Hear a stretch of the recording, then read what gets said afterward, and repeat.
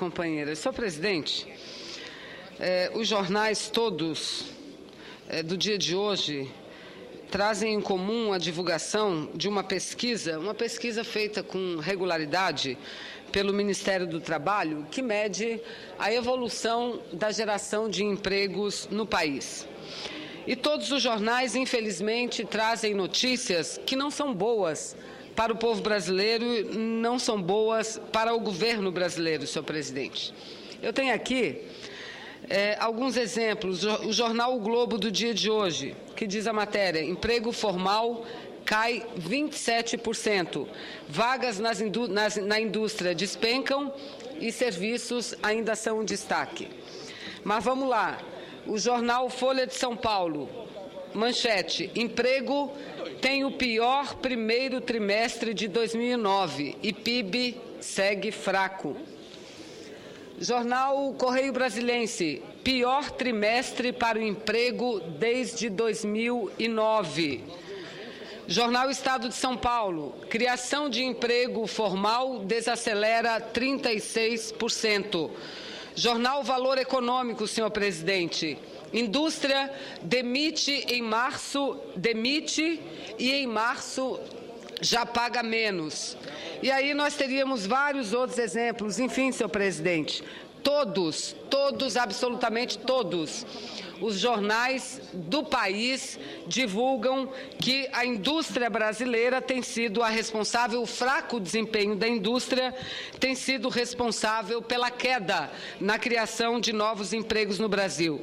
Segundo dados do CAGED, medido pelo Ministério do Trabalho, senhor presidente, o primeiro trimestre desse ano foram criadas, o primeiro trimestre fechou com um número positivo de 381.241 novas vagas, novos empregos formais no Brasil. O que significa que esse número é 27,5% inferior ao saldo do mesmo período do ano de 2011. Ou seja, somente no mês de março também, senhor presidente, houve um crescimento no mês de março. Foram criadas mais de 111 mil novas vagas, acima de 92.675 relativa ao mesmo mês de março do ano de 2011. Entretanto, esse número, senhor presidente, só ocorreu por conta do bom desempenho do setor de serviços, porque se fosse considerado somente as vagas relativas à indústria e à agricultura, o dado seria negativo. Isso é uma demonstração, senhor presidente, que diante dessa crise econômica, que não é uma crise brasileira, é uma crise mundial, primeiro os Estados Unidos, depois a União Europeia, países todos vivendo crises profundas nos seus sistemas e vivendo um índice de desemprego extremamente elevado, é preciso entender que o Brasil precisa adotar ou acelerar as medidas no sentido de melhor enfrentar essa crise, para que a gente não possa, daqui a 2 meses, amargar números piores ainda do que já estão registrados hoje. Eu estou, senador Eduardo Braga, já concedo a parte a Vossa Excelência, eu estou aqui destacando dados nacionais. Mas um bom exemplo seria o nosso estado do Amazonas. A Zona Franca de Manaus, nos últimos dias, demitiu 5 mil trabalhadores, o que é um percentual significativo e importante para nós. E uma das razões, eu não quero dizer que seja a única razão, mas uma das razões é, sem dúvida nenhuma, a falta de competitividade dos nossos produtos em decorrência dos produtos importados que chegam ao mercado brasileiro e ainda recebendo incentivos por parte dos estados. Agora há pouco acabamos de concluir a reunião da Comissão de Assuntos Econômicos, onde aprovamos com uma grande maioria de votos, uma ampla maioria de votos, o projeto de resolução substitutiva apresentado pelo senador Eduardo Braga ao projeto de resolução número 72, o que fará com que a partir do ano de 2020, E 13, não ocorram mais a possibilidade do incentivo tributário a produtos importados. Entretanto, eu repito, essa é uma medida fundamental, importante, dolorosa para alguns estados, extremamente dolorosa para Santa Catarina, para o Espírito Santo e Goiás, sobretudo. Entretanto, temos a plena confiança de que, com o diálogo estabelecido entre esses estados e o governo federal, tudo será feito para minimizar o impacto que essa medida provocará nesses estados, retirando a arrecadação dos mesmos. Entretanto, penso que o Senado vem fazendo a sua parte. Projeto de resolução é de iniciativa do Senado, mas é preciso também que o governo federal faça a sua parte. Nós estamos numa escalada da diminuição de juros. Entretanto, a forma e a velocidade como esses juros vêm baixando tem se mostrado insuficientes, presidente Moca, insuficiente. A notícia que se tem hoje é que o Copom deverá baixar as taxas de juros de 9,75 para 9. Por que não baixar mais? Por que não baixar mais? O Brasil precisa melhorar a competitividade dos nossos produtos para incentivar a produção. E a resolução número 72, não é milagrosa. O problema único não é a guerra dos portos, existem outros problemas. E um dos grandes problemas são os juros que precisam ser diminuídos com urgência e num ritmo mais acelerado do que vem sendo hoje. Outra medida importante que é preciso que se faça é a mudança na política do câmbio. Não pode o real continuar valorizado da forma como está. Isso prejudica a indústria brasileira, prejudica a produção nacional e impede a criação de novos empregos, senhor presidente. Então, eu estou aqui dizendo o seguinte, não foi fácil, e nós percebemos isso na votação. Houve quase que um empate quando da votação para se dar mais tempo para que se buscasse novas negociações em relação à resolução 72, número 72, porque todos nós, independentes dos nossos estados, somos solidários com Santa Catarina, com o Espírito Santo e solidários também com Goiás. Então, quase que a votação não se conclui no dia de hoje, o que deve servir de demonstrativo para o governo central, da necessidade de ele sentar com os governadores do Estado, de ele ajudar o Congresso Nacional a ampliar o debate para além do projeto de resolução 72. Nós precisamos de um novo pacto federativo no país, nós precisamos debater o indexador das dívidas dos estados e dos municípios brasileiros, que não podem continuar com um índice superior aos índices que são cobrados do setor privado, por exemplo. Nós precisamos discutir aqui o Fundo de Participação dos Estados, senhor presidente. Nós precisamos discutir aqui a guerra fiscal na sua inteira concepção, porque a guerra dos portos é apenas a parte da guerra fiscal estabelecida no país. E eu concedo, senador Eduardo Braga, concedo a parte a Vossa Excelência.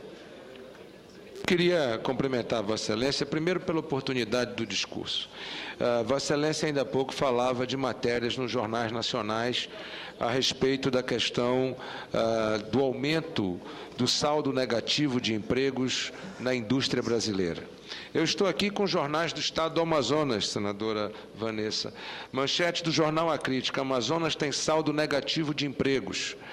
Manchete do jornal Amazonas em Tempo: número de demissões chega a um saldo negativo de 60% só no mês de março. Só em março, o saldo negativo foi de 60% no índice de empregabilidade oficial no polo industrial de Manaus. Isso mostra, efetivamente, é óbvio que nós temos questões estruturais, temos problemas ainda de logística, temos problemas de custo de energia elétrica, temos problema com portos, temos uma série de situações a serem discutidas. No entanto, a guerra conhecida, entre aspas, como guerra dos portos, vem trazendo prejuízos imediatos e de curto prazo à indústria nacional. Não é apenas a indústria nacional do polo industrial de Manaus que vem sofrendo, é a indústria de São Paulo, é a indústria do Paraná, é a indústria do Rio Grande do Sul, é a indústria brasileira que vem sofrendo uma concorrência absolutamente desproporcional, tendo em vista a importação de bens finais com incentivo fiscal de ICMS por alguns estados brasileiros. É importante destacar o esforço que o Senado vem fazendo para a construção de um acordo de fortalecimento do Pacto Federativo. Nós não estamos apenas votando a resolução ou o projeto de resolução 072. Apresentamos um substitutivo, elevamos a alíquota de 0% para 4%, estabelecemos o valor agregado local, o valor local agregado de produto nacional para poder estabelecer o produto como um produto brasileiro e aí sim sair como um produto que foi produzido no país, tendo, portanto, as regras de todos os produtos brasileiros. Ou seja, buscamos efetivamente valorizar a indústria de transformação e o emprego e o trabalhador brasileiro. Fomos além, estamos prontos amanhã para votar na CCJ pela primeira vez o comércio eletrônico. E o equilíbrio da federação é isso. Se de um lado São Paulo vai ganhar com a votação da resolução 072, se por um lado nós vamos ganhar porque vamos ter a 072 para fortalecer os polos industriais, a votação do comércio eletrônico transferirá recursos líquidos para os estados brasileiros em relação a São Paulo e em relação a 2 ou 3 outros estados brasileiros que têm a plataforma dos centros de distribuição dessa indústria. E, além disso, estamos num amplo debate com o governo federal com relação à renegociação do indexador das dívidas públicas dos estados e municípios, bem como do teto deste indexador junto à Lei de Responsabilidades Fiscais. Ou seja, nós queremos aumentar a capacidade de investimento público dos estados e dos municípios para fortalecer a geração de emprego, renda, para que o PIB brasileiro possa crescer, que a nossa indústria possa ser fortalecida e que novas oportunidades de emprego, de trabalho e de renda surjam para a valorização do trabalhador brasileiro. Portanto, eu quero cumprimentar Vossa Excelência pela oportunidade do debate e do discurso que Vossa Excelência traz na tarde de hoje ao Senado da República. Eu agradeço a parte de Vossa Excelência, senador, e quero aqui dar o testemunho de que, como líder do governo nessa casa, Vossa Excelência tem se esforçado muito, não apenas para que as matérias sejam aprovadas, mas para a manutenção da unidade. Nós sabemos que não é fácil, porque votar matérias que dizem respeito a interesses diretamente ligados a determinadas unidades da federação não é nada fácil, mas Vossa Excelência tem feito um grande esforço, um esforço vitorioso até o momento, e Vossa Excelência reforça exatamente o que eu tenho dito aqui. O projeto de resolução não é o único ponto, nós temos que trabalhar dívida dos estados, nós temos que trabalhar fundo de participação, nós temos que trabalhar uma série de projetos, senhor presidente, para ir mudando a fisionomia do Pacto Federativo. Pacto Federativo que, infelizmente,